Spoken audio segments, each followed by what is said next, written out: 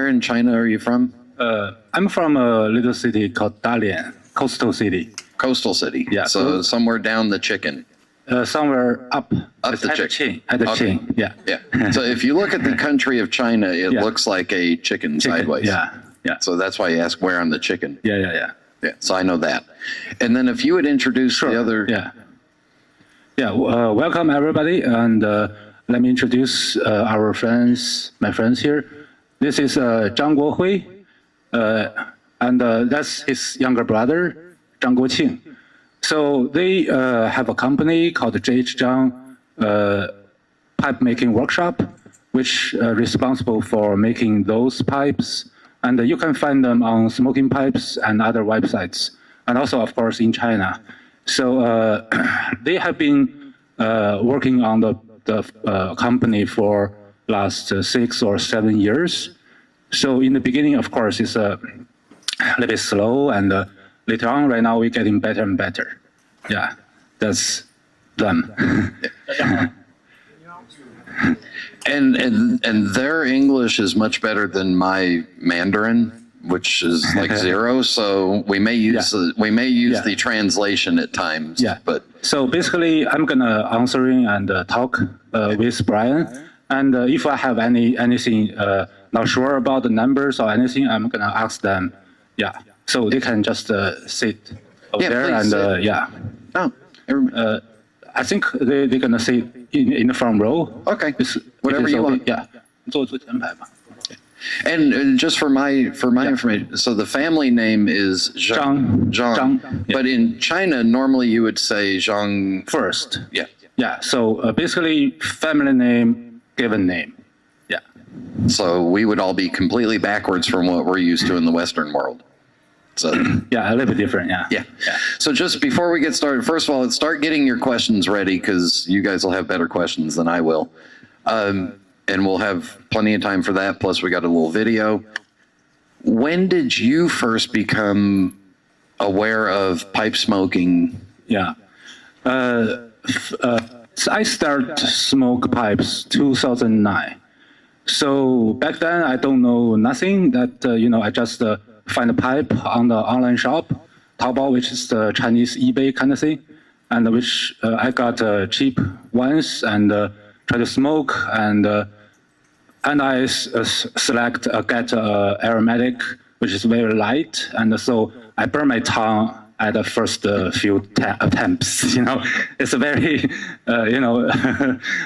tough experience. But later on, I got interested in the pipe smoking and the tobacco and all kinds of different pipe makers, brand, and everything. Yeah.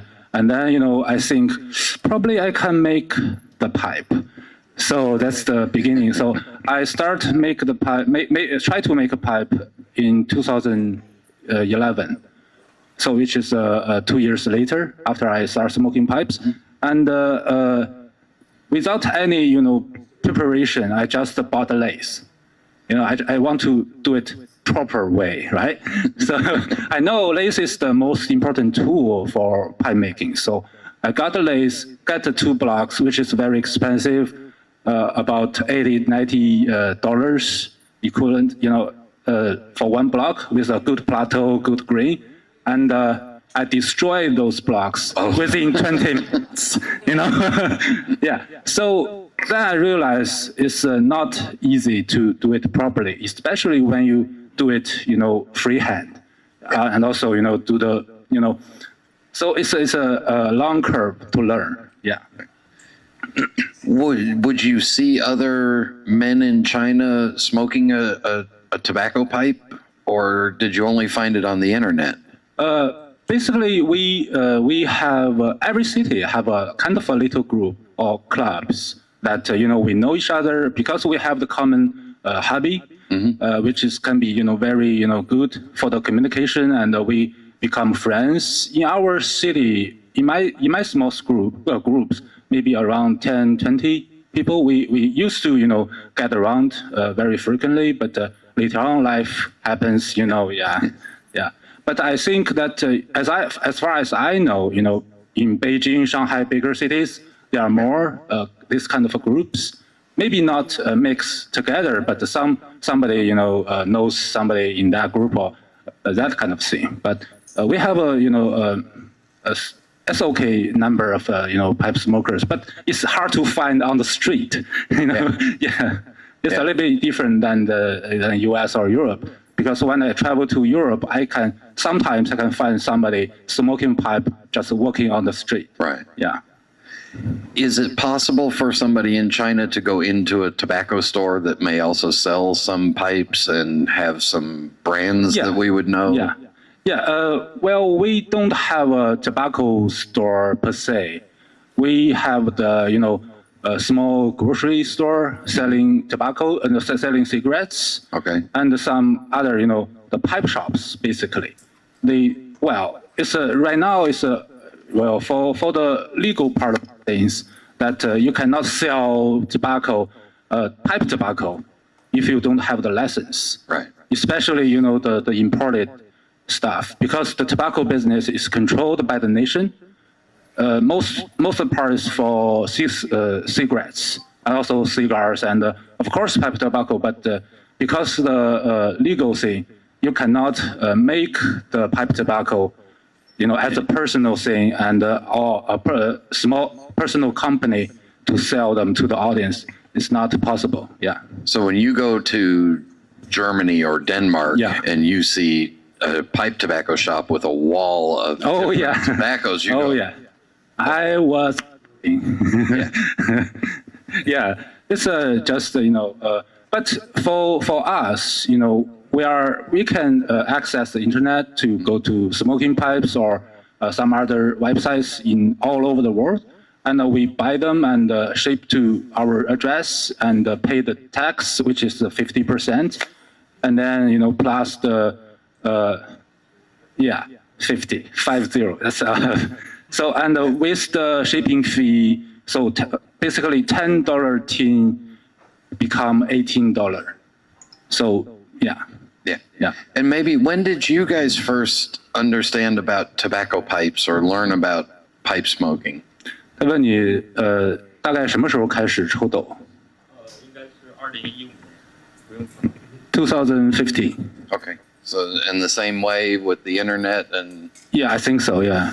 然后17年就开始找材料来制作烟道，觉得不对，所以到19年我开始做了。So in 2017, he started try to make a pipe and get some blogs and and he also realized that in China it's hard to get briar. So he set up a company to import briar from Italy, Greece, So, thank you. So what in China, the most popular thing to smoke is cigarettes. Yeah. And most Chinese men smoke lots of... I don't think it's the most, but I think probably 300 million smokers. Hold on, everybody. I want you, for those of you here in the United States of America, he just said 300 million male smokers. Not the male smokers, in total. All total. 300 million. So that's almost the entire population of the United States. Okay, right. Go ahead. Yeah. And for pipe smoking, it's very, very little percentage of the whole thing. So that's why, the pipe tobacco, because the pipe tobacco business is controlled by the nation, by the national company, and because the pipe tobacco or pipe smokers are, compared to the cigarettes, are very, very little, kind of a mosquito's legs compared to an elephant, So that's why it's very, very late for those companies to get started with the pipe tobacco business. So there are a few companies getting on the business right now. Yeah. So let me ask you the hard question now. Sure. If the GH pipes become very popular and people and men in China and women in China want to smoke pipes all of a sudden, where do we get the pipes from? Right. So I think I have to, talk about, a little bit of history about pipe smoking in China. That I think that pipe smoking or other, so-called luxury hobbies are come from based on, the popularity based on the economy. So back then in 1980s, that probably more pipe smokers grow, new pipe smokers popping up in Japan because the economy is very good. So for the last 30 years, Chinese economy gets very good and very quick. So I think at the end of 1990s, more and more pipe smokers, become have know the pipe smoking and start the hobby. So from 2000, at the early 2000, I know a few friends about my age, which is so back then they were 20-ish. So they start smoke pipes. So and right now there are more younger generations that start smoke pipes, especially after during the COVID. Everybody stay at home and doing nothing, and if you're a smoker, right, smoke cigarettes, I think they tend to try different new things, curious, right? So if they find a cigar, sure, it's easy and cool, and expensive, especially for the last few years, cigar prices goes up quite a bit. So there are also a whole bunch of cigar smokers become a pipe smoker. And also at the meantime, the new younger generations realize the pipe as a hobby. Yeah. And also another thing is the Chinese version of TikTok gets very, very, popular. Yeah. Almost everybody have an account. So they just screw up for the new information. They find similar contents, and because the algorithm, they're pushing all the similar stuff to you. So, and also at the same time, all the pipe shops have a channel or official account on there. So they pushing the pipes as well. Yeah. So, but it could be very tough for the pipe supply if the business, if all of a sudden people start saying, "Oh, I'm going to smoke a pipe." Yeah. So basically, we in the beginning, as I said, 20 years ago, 30 years ago, we get all the pipes from Europe or US or all over the world, not in China, from China, and then about pipe making in China is only a little bit over 20 years. Yeah. The pipe makers popping up, and the new makers become better and better, and basically in the beginning we all smoke a foreign brand, European brand or American brand or European makers or American makers pipes, and now because the popularity goes up, so there are many Chinese pipe makers. According to the numbers or the group chat for the material, because they do the material business, right? There are over 300 pipe makers in China. Yeah. Only 300. Only. Only. Yeah. Okay, we got questions from the audience, so we'll go to that. I'll come back to you, Mark, because Mark knows nothing about the tobacco industry. So, yes, sir. I've read recently that the demographics in China are changing dramatically with cigarette consumption, that they're moving away from the premium tier into this lower tier cigarettes for pricing. And I'm wondering, this isn't so much a history, but a future thing for the pipe category in China. I'm wondering, what are the demographics of the pipe consumers? And is it the upper income, the medium, lower income, and what are the prices of the pipes that typically they're buying in China now? Great question. Great question. So, as you know, that in China, the cigarettes can be cheap and also can be very expensive. So, for the pipes, that I think we all, the pipe community in US, in China, are very similar. That if you have a less budget, you buy the cheaper ones, right? If you have more money, you buy the more expensive ones. Since because China has a big population, 1.4 billion.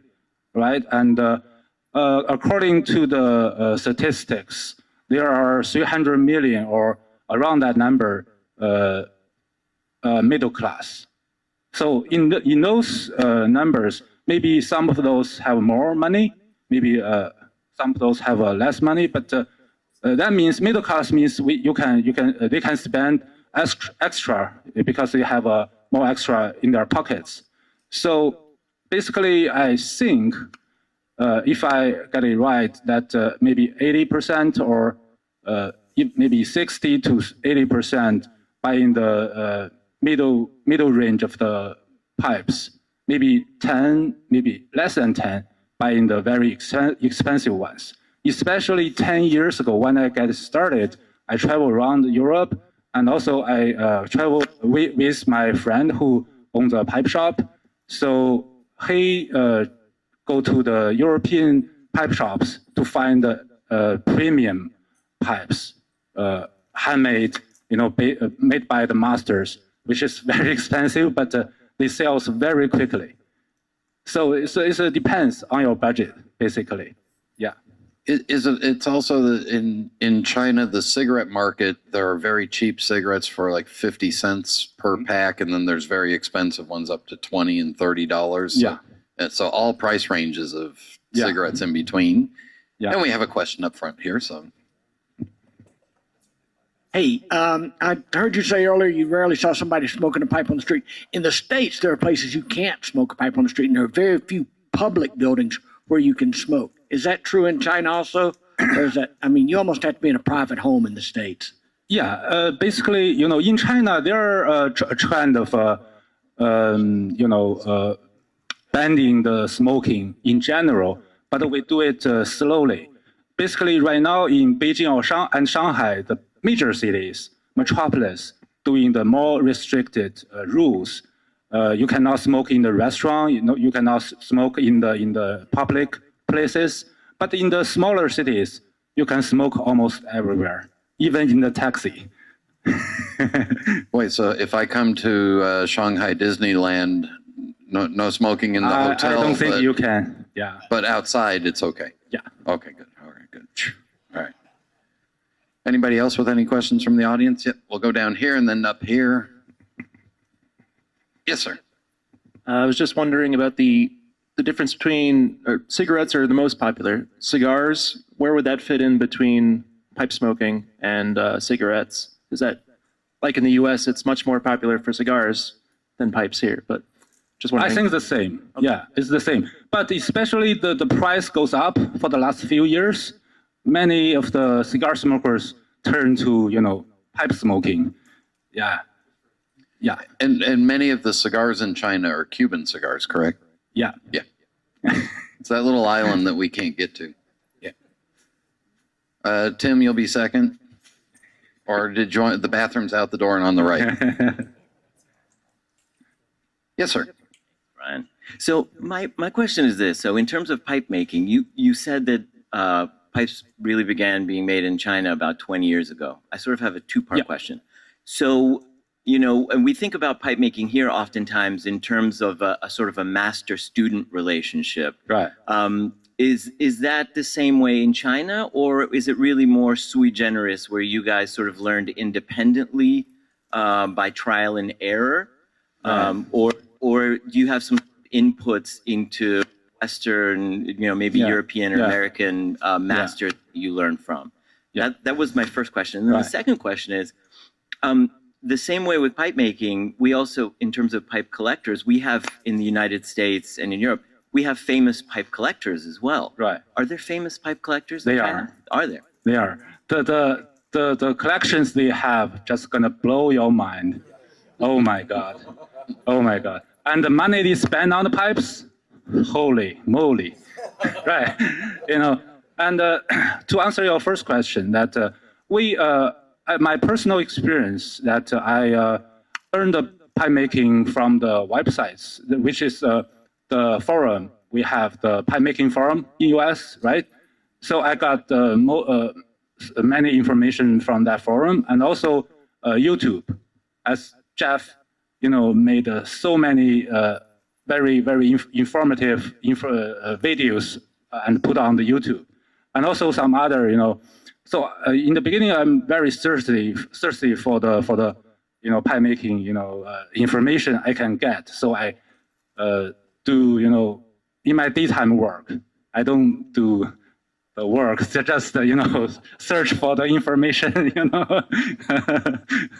and then I met Tom Elton in 2012 personally, but we just have a conversation about pipe making, and he's very generous and love to share, and he told me which part can be doing better and how, and also he invited me to his celebration, 40-year celebration.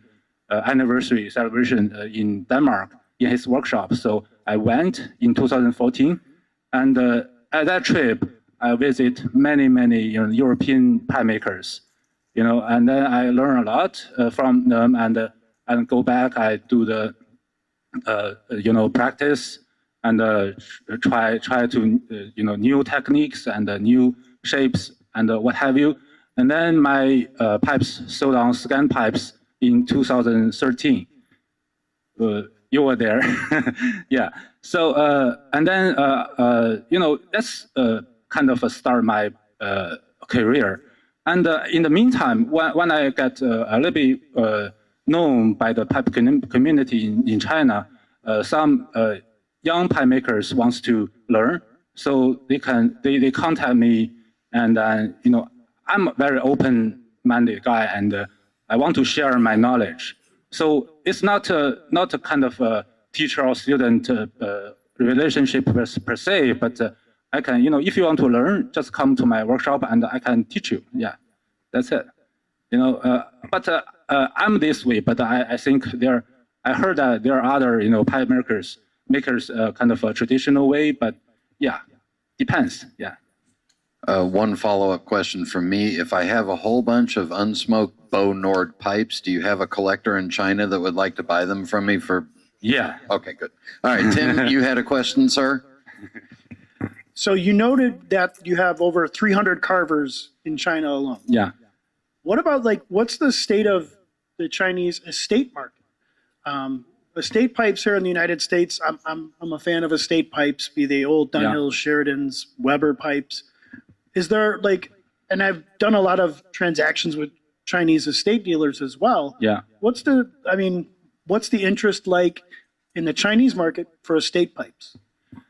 Yeah, we kind of have there are different collectors, and some of the collectors collect old Stanwell pipes or old Dunhill pipes. So they find their way to get them, right? And there are some pipe collectors collect the high end, which is very expensive, Bo Nord or Mickey or what have you, J. Allen. Right. So it depends on the mentality of the pipe collector. Yeah. So it's a very different. Yeah. And also right now I think there are new pipe smokers which have a whole bunch of money, so they tend to get the best ones as soon as possible. If you have a Bo Nord, as you said, tell me. I missed out on those. Is it the newer Chinese pipe smoker? Will they smoke a pipe once at night, or is it all day long? Yeah, as when I was only a pipe smoker, when back then I have a job, I cannot smoke at the work, right? So it's I think most of the pipe smokers, I think the same as you guys that smoke at home in the evening after work. But some of those pipe smokers are the manager or a higher level. They have their own office. They smoke all day. I must be higher level. I have my own office. I can smoke all day. Any other questions back here? Yes, sir. Here I come. Here I come. Watch me. That's why I wore comfortable shoes. Yes, sir. Just for curiosity, with 300 million smokers in China, if a lot of these guys convert to pipes, there's going to be a shortage of briar wood. Is there a region in China where you guys are planting your own briar plants for your own source of wood? No, because briar, according to them, they do the briar importing, business. So because in the Mediterranean regions, there are so many briar trees on the bank and everywhere. And also the thing is, it's not we don't have enough briar. It's we don't have enough workers to go into the mountains, into the hills to harvest the roots. That's the thing. The labor is lacking in this business. Yeah. Could you ask them maybe are they working on getting maybe labor to go to those mountains and do the harvesting? We were thinking about it. Okay. Yeah. Okay, don't. No, briar, the heath bush is really regional, and it needs that proximity to the sea and the salt water and the climate. Yeah, if even we want to grow the briar in China, it's almost impossible. It's different terroir, right? It cannot be grown. Yeah. And how long would it take? Well, at least 20 years minimum. You cannot invest a whole bunch of money and expect 20 years later we're gonna get good briar. It's not possible. Right. I just want to note that Ping's English is so well that he used the word terroir correctly, and I can't even spell it. So there we go. Wow. Yeah, or pronounce it. Any questions from the crowd here? Because we can also start talking about the GH pipes Sure. and the project that happened. Yeah. We've had this little discussion on a thing called the Pipes Magazine radio show, which many of you have fallen asleep to on a regular basis. But it would be great to go over it. And of course. Yeah. Where is? Yes, please. Play the video. And in this videos, we're going to show you how it's made. That the whole process from a block, from ebonite to a pipe.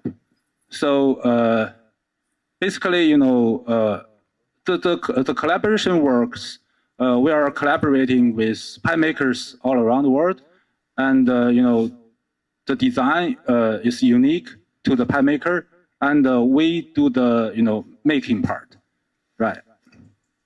So basically, we have the prototype, and we scan it, 3D scanning, and do a little bit adjustment to fit the machine.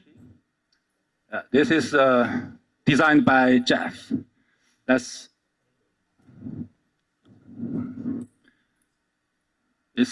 this one. Right. So this part is designing and select the briar.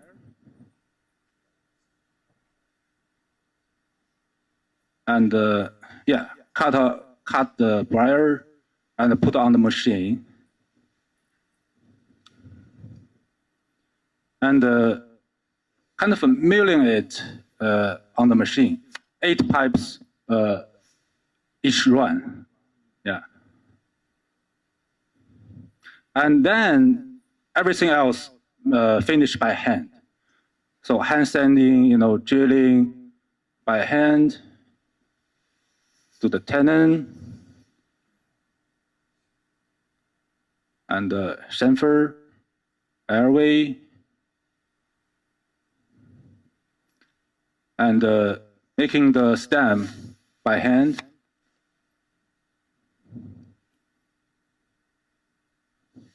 Yeah.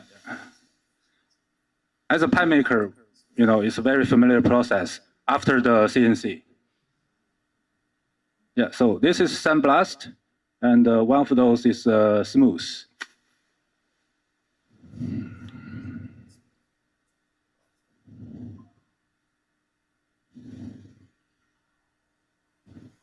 So hand sanding to get rid of the dark stain and light stain.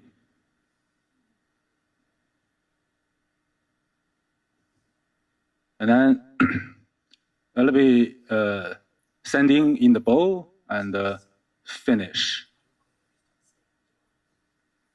And stamping. So let's pause. I need to explain the stamping. So the year, right? It's very easy to figure out. This is the brand, Zhang, and this is the cover or designer for this shape. And this is the shape number, which is the second one designed by Jeff. The first one they couldn't make because it was too ugly. And this is the unique number for this year and this shape designed by this so pipe maker. Each pipe is made in limited amounts. Yeah, because it's not limited per se. It's we run a batch for 100 or less because sometimes the shape is too big or too complicated. We try to find the best briar fit to the shape. So maybe less than 100. Ideally, we make 100 at once. Yeah, and then if the market says it's very good and very popular, we make a little bit more. Yeah, and then China, of course, and the last one is the origin of the briar. So we have Italy and Spain, Greece, and yeah. It's every pipe have the all information you can get. Yeah. So now, if you want, you can buy one of the pipes from Italy, one from Greece, and one from Spain, and then taste the differences in the briar. Yeah, exactly, exactly. But the thing that surprised me the most, and I've been in several large pipe factories, is that you are with the Zhang pipes. They're trying to select blocks that work for those shapes to accentuate the grain, which is something that a pipe maker would do. Yeah. Not always in a pipe factory. Yeah. We try to do our best to not only, the shape and the stem, and also the grain and the finish. If we just select a big enough block, and probably, the pipe came out ugly, because the grain doesn't match, right? Let's, continue. And then we make a card. So in the package, there's a card. So the picture is exactly one in the box. So it's a total match. And also the serial number on the paper, everything is just one-to-one, and yeah. And then the other thing is that since these pipes are all done in coordination with the original pipe maker, the pipe maker gets to make a little money and gets to eat food or pay for electricity for their workshop while they're not having to work all the time. Yeah, that's the idea. Yeah. That's the idea. Yeah. So which pipe makers do we have here on the table? Right now we have Alex, me, Cornelius Mantz, Boris Stokov, and David Hopper, and also Jeff, J. Allen. So there are 6 we show, because we only have a few videos to show, yeah. And we have more in the box. We're gonna put it in the show on our tables, and you guys can take a look. Yeah. Any questions from the? Yep, here I come, coming to the back. Why is it always the guy in the back that's got the good questions? Oh, well, this means I get to eat an extra cupcake today or something from all the walking. Yes, sir. Where's the best place to look at purchasing these as far as a website or how to contact you? Smoking pipes? Yeah. Okay.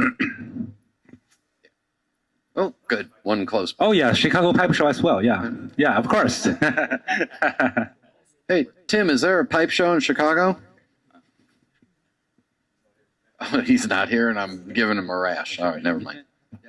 No, I noticed that this pipe that you were making was chucked in a lathe. I was wondering, is it getting more common to see more pipe makers freehand drilling, where they actually have the drill bit in the lathe and they actually hold it still, or? Yeah, it depends on the process. In the video is the kind of a mass-produced or factory-made process. So because we have to replicate the exact shape, curve, and lines from the original prototype, we have to use the CNC machine to do it. Otherwise, it's going to be, go all over the place. So, and for the handmade pipes, what I do is, I just follow the tradition and route and the technique, shape first and drill later and fit a stem and finish the pipe. So it depends on the process. Yeah. Any other? Oh, good.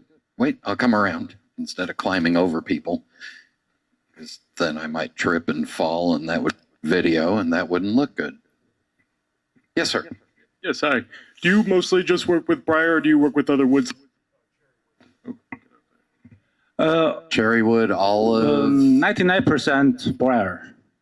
We're trying to use some other woods, but I think the acceptance doesn't. I don't think it's yeah.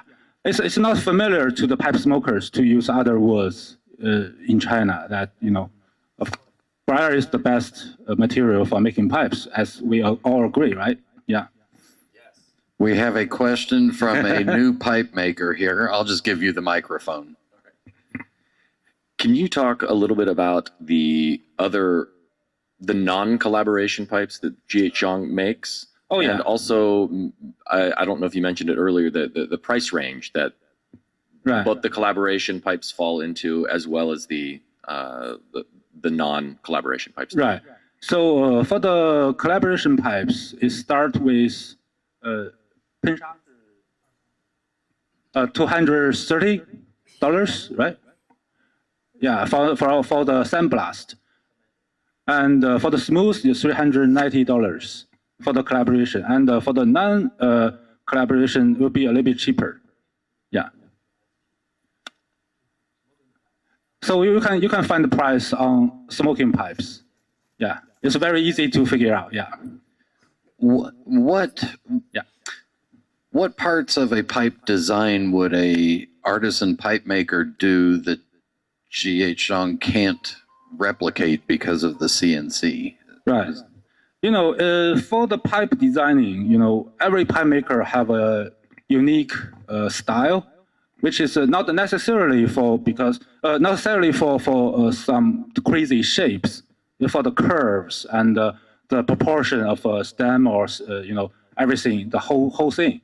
So to a non-educated person, he cannot or she cannot figure out what is a good shaped pipe. So that's why we collaborate with seasoned or experienced pipe makers to design the shape. You can tell the difference that on the table you can find this shape is unique to certain pipe maker, and this shape is to the other. So we also have, of course, we have the non-collaborated shapes, but it's more turned to traditional way that it's just we can adjust the proportion and the curve a little bit, but for this kind of shape is almost impossible. Yeah, because depends on the person. That compared to painting, so the AI going on, right? So I rather buy the origin painting from the painter, right? So it's not AI made created, right? So it's the same thing, yeah. How many pipes a year can they make? For the last year, the workshop made 23,000 pipes. With some of those are the collaboration work, and some of those are the others. Yeah. And most of them sold in China or sent out? Most of them sold in China. Yeah. Yeah. Any other? Oh, wait, we have a question from the most noted Vanna White ever, Mr. Craig Harrell. Here I come, behind the camera. So I actually have a couple of questions. I'll start with, I'm curious about the stems. You talked a little bit more about, shaping the stummel. Mm-hmm. Are the stems, what kind of materials do you use? And, is it done by hand? Is it mostly done? How do you do that? Yeah. every stem we made, we use ebonite and Cumberland or colored ebonite, and everything, almost everything, made by hand. Because sometimes we use the, do the unsymmetrical stem. So for the staff in the workshop they don't have the skill to do it blindly, right? So we shape a little bit on the CNC machine and then finish the rest. And but mostly we do it by hand. Yeah. And your second question is, sir? I'm curious about pipe clubs, pipe shows in China. Do you have something like the Chicago show? Yeah, we are having the Chengde show, which is the city is very close to Beijing. How far? Maybe 200 kilometers. I don't know how far is it in miles, but 120. Cool. So many of the pipe makers here right now tend to the show, and that show already hold for I think 11 years this year, I think, and there's another show in Shanghai on 1st of June. So there's a new show hosted by the as we talk about the tobacco and the national owned. This is the National Tobacco Museum. So it's the official government-owned company as the host, and so it can be right now. The first show will be 150 tables, and if the audience have a good review, we're gonna have maybe more, 200 or 300 something. Yeah, we have the space, and we just need the pipe maker and the pipe smokers. Yeah. They're starting a pipe show with 150 tables. Just saying, there's a few of us that understand those numbers. Craig, did you have any? I'm just curious about the museum. Yeah. I know that one of our founders here, Frank Burla, he had a notable pipe museum, and I understand that it was sold to someone in China. Is it possible that your National Pipe Museum contains his collection? I don't think there is a national. No, the museum I mentioned is Tobacco Museum. That well, there will be some pipe collecting, pipe exhibition after the show, because me and other pipe makers will provide a pipe to show in the exhibition room, and yeah, basically the museum itself is a tobacco museum. Yeah. For showing the cigarettes or the tobacco growing or the history, whole history of yeah.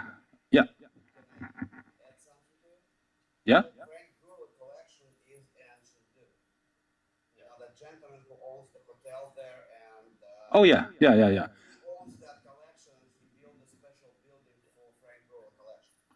Yeah, there's a.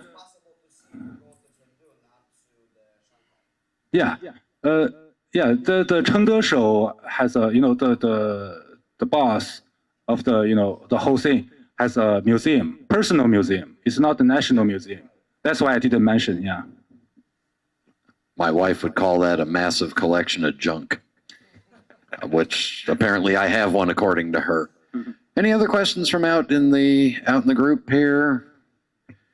Any other comments before we give away a pipe or? Yeah, just thank you guys for joining the seminar, and hope you guys have fun. Yeah. And maybe you could say in Mandarin. 谢谢大家的光临. Yeah, and thank you. And then we do the giveaway.